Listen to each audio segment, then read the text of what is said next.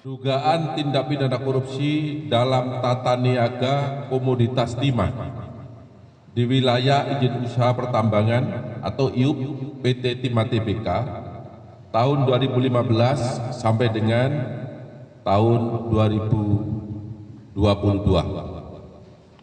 atas nama tersangka Hendri Lee, bahwa pada tanggal 29 Februari 2024 Hendri Lee telah dilakukan pemeriksaan oleh penyidik sebagai saksi.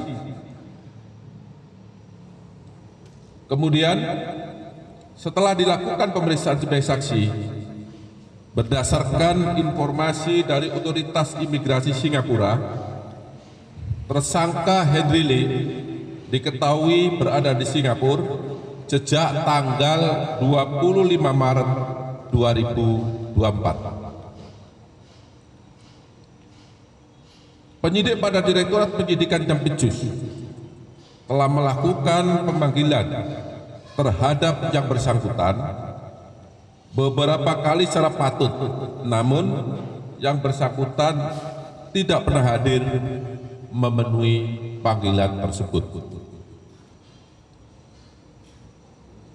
Hendri Lee selanjutnya dilakukan pencekalan berdasarkan keputusan Jaksa Agung Republik Indonesia nomor Kep garis datar 043 miring D garis miring DIP titik 4 garis miring 03 garis miring 2024 yang ditetapkan pada tanggal 28 Maret 2024 selama 6 bulan terhitung sejak ditetapkan dan dilakukan penarikan paspor Republik Indonesia atas nama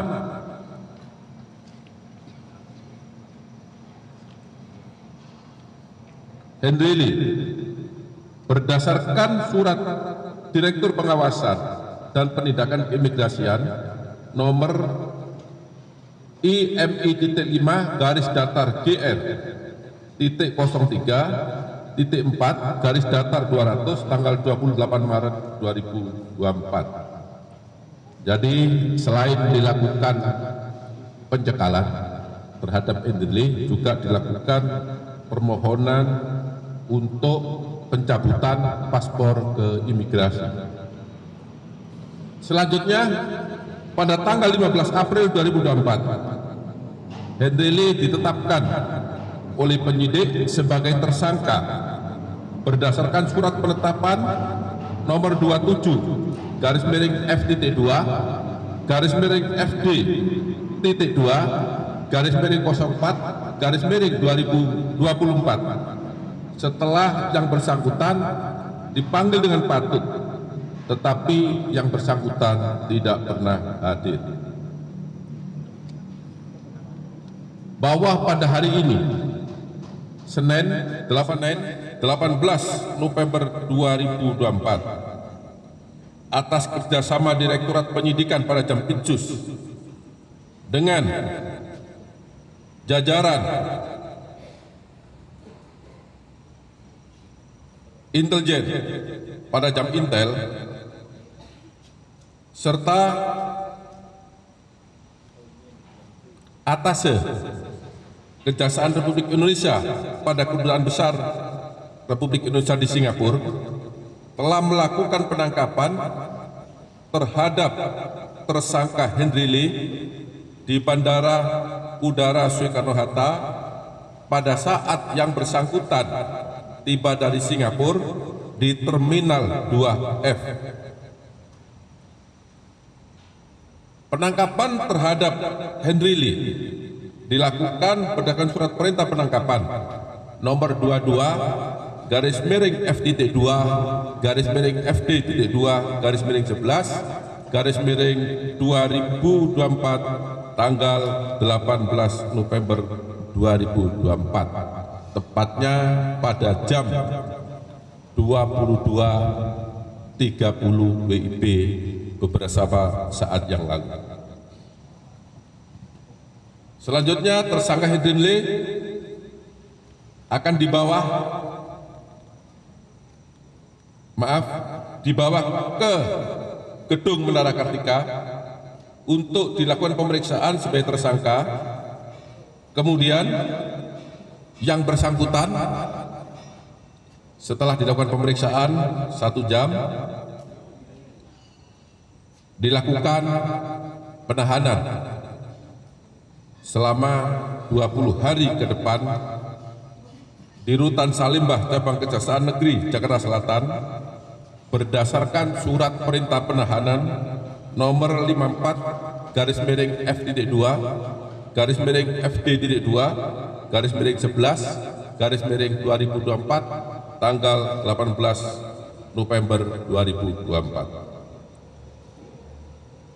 Tersangka Henry Lee merupakan tersangka yang ke-22 dalam perkara dugaan tindak pidana korupsi tata niaga komoditas timah di wilayah izin usaha pertambangan PT Timah Tbk tahun 2015 sampai dengan tahun 2022.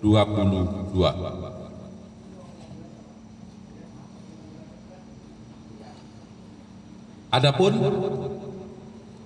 peran tersangka Henry Lee yaitu selaku beneficiary owner PT Tinindo Internusa atau PT TIN yang secara sadar dan sengaja berperan aktif melakukan kerjasama penyewaan peralatan processing peleburan timah antara PT Timah Tbk dengan PT Tinindo Internusa yang penerimaan biji timahnya bersumber dari CV BPR dan CV SMS yang sengaja dibentuk sebagai perusahaan untuk menerima biji timah yang bersumber dari kegiatan penambangan timah ilegal. Akibat perbuatan yang dilakukan oleh tersangka Henry Lee bersama-sama 20 tersangka lainnya yang saat ini dalam proses persidangan, negara dirugikan sebesar 300 triliun 3 miliar 263 juta 740.131 rupiah, 14 sen. Terhadap yang bersangkutan disangka melanggar pasal 2 ayat 1 atau pasal 3 junto pasal 18 Undang-Undang Republik Indonesia nomor 31 tahun 1999 sebagaimana diubah dan ditambah dengan Undang-Undang nomor 20 tahun 2001 tentang perubahan atas Undang-Undang Republik Indonesia nomor 31 tahun 1999 tentang pemberantasan tindak pidana korupsi junto pasal 55 ayat 1 ke 1 KUHP. Demikian informasi perkembangan perkara pada malam hari ini. Saya sampaikan apabila ada kata-kata yang kurang berkenan, saya mohon maaf. Wabillahi taufiq wal hidayah. Wassalamualaikum warahmatullahi wabarakatuh. Waalaikumsalam. Baik teman-teman, sudah kita dengarkan sendiri penjelasan perkembangan penyidikan langsung dari Pak Dirdik. Saat ini saya persilakan pada teman-teman media yang akan mengajukan pertanyaan satu-satu dijawab. Silakan. Ya, silakan. Dari mana, Mas? Wahyu dari Rakyat Merdeka, Pak. Baik, Mas Wahyu, silakan. Ini jarang-jarang nih pihak Jampitsus menyebut nama lengkap tersangka. Sebelumnya kan inisial aja.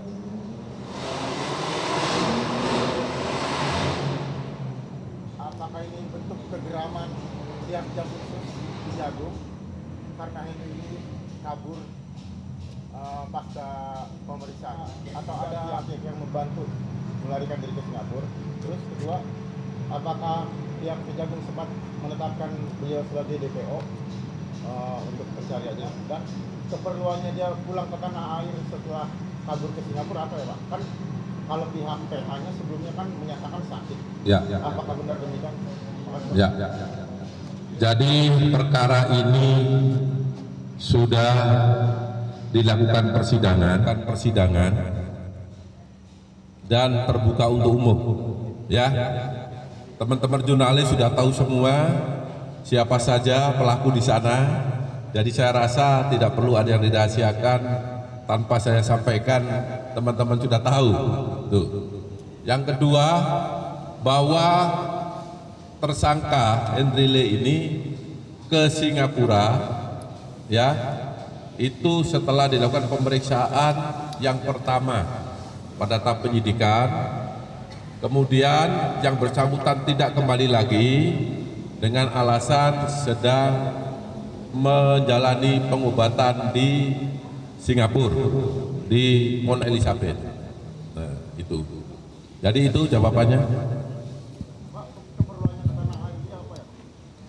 Jadi untuk kepulangan ke Indonesia, karena yang bersangkutan paspornya berakhir pada tanggal 27 November 2024, sehingga tidak memungkinkan untuk dengan perpanjangan karena penyidik sudah melayangkan surat ke Kedubes Singapura untuk melalui imigrasi untuk melakukan penarikan terhadap paspor yang bersangkutan. Tuh. Seperti itu ditetapkan DPO Pak oleh Kejagung. DPO. Jadi yang bersangkutan karena alamatnya sudah jelas, sudah diketahui, tetapi dipanggil beberapa kali tidak hadir, maka penyidik tidak menetapkan sebagai DPO. Ya. Baik, selanjutnya. Ya silakan Mas. Dari mana Mas?